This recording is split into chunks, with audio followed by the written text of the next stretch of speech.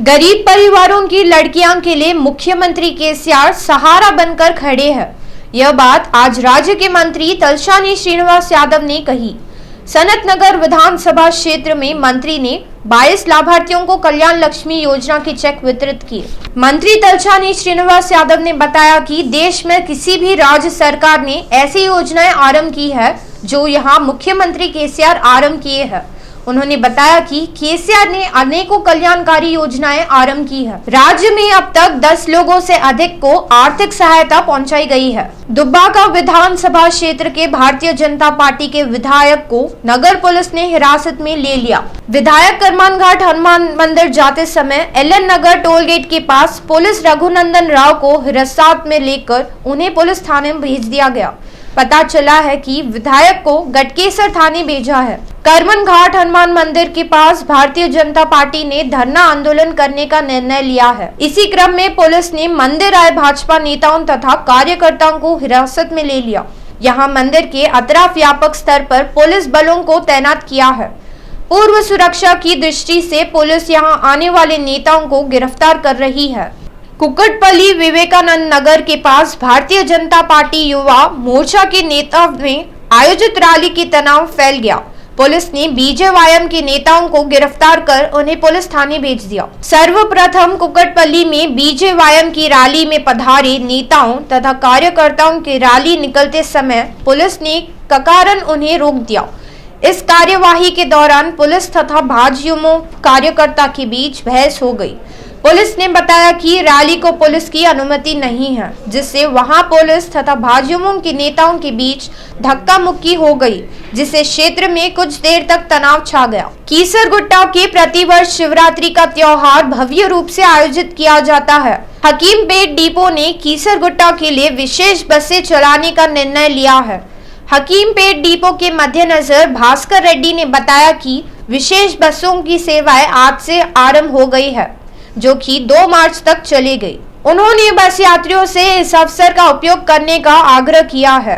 Polio के समूल उन्मूलन में लक्ष्य से आरंभ किए गए पल्स पोलियो अभियान का अच्छा जनाधार प्राप्त हुआ है। रविवार के सायं तक 4,40,000 बच्चों ने पोलियो की खुराक ली।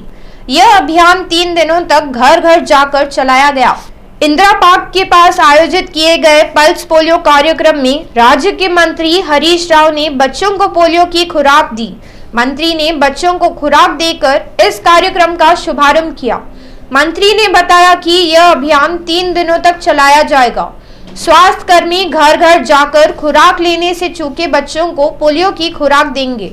इसी प्रकार बड़ंगपेट सरकारी विद्यालय में स्थापित केंद्र में मंत्री सबिता इंदिरा रेड्डी ने बच्चों को पोलियो की खुराक दी। उप महापौर बेखर तथा स्वास्थ्य अधिकारी डॉक्टर रवि भी इस अवसर पर उपस्थित थे।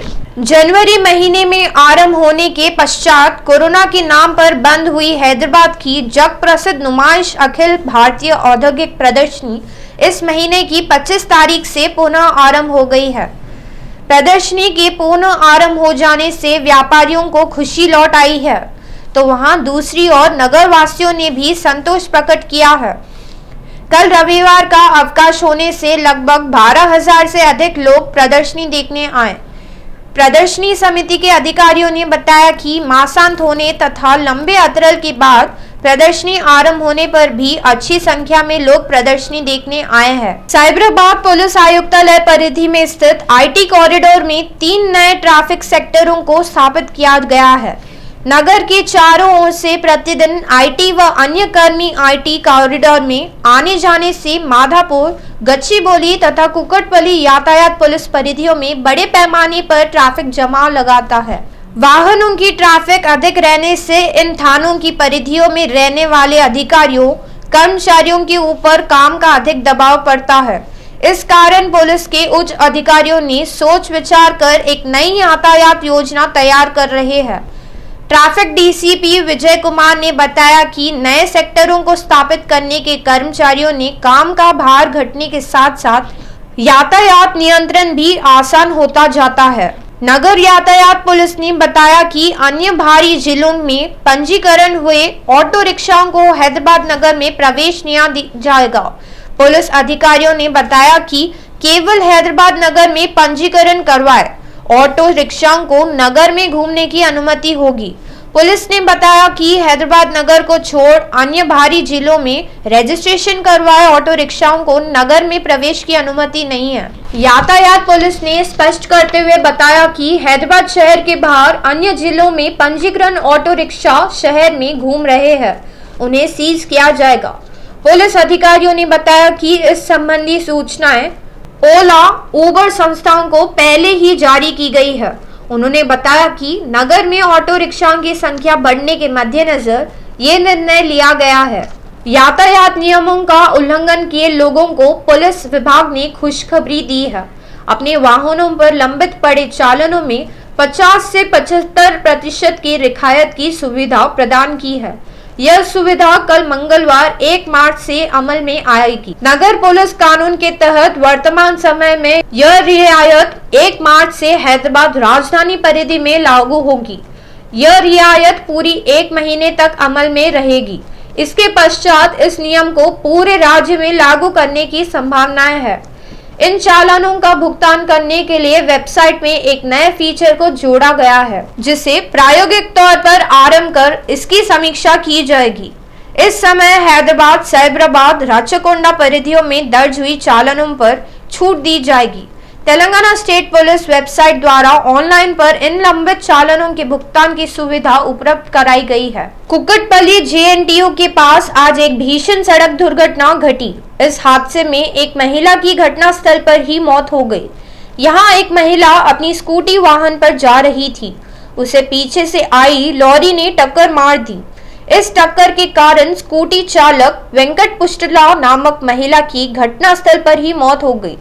पुलिस ने बताया कि अपना उपचार करवाकर वापस लौटते समय ये घटना घटी, जिससे वेंकट पुष्पलता की मौत हो गई। पुलिस शव को पोस्टमार्टम हेतु अस्पताल भेजकर घटना की जांच कर रही है। कल महाशिवरात्रि त्योहार के मौके पर तेलंगाना राज्य सड़क परिवहन निगम में भक्तों को एक खुशी की खबर सुनाई है।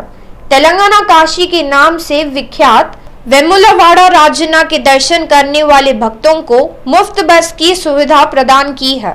यह सुविधा बस स्टैंड से राजन्ना मंदिर तक ही उपलब्ध कराई गई है। निगम के प्रबंध निदेशक VC सज्जनार ने अपने ट्विटर से दी।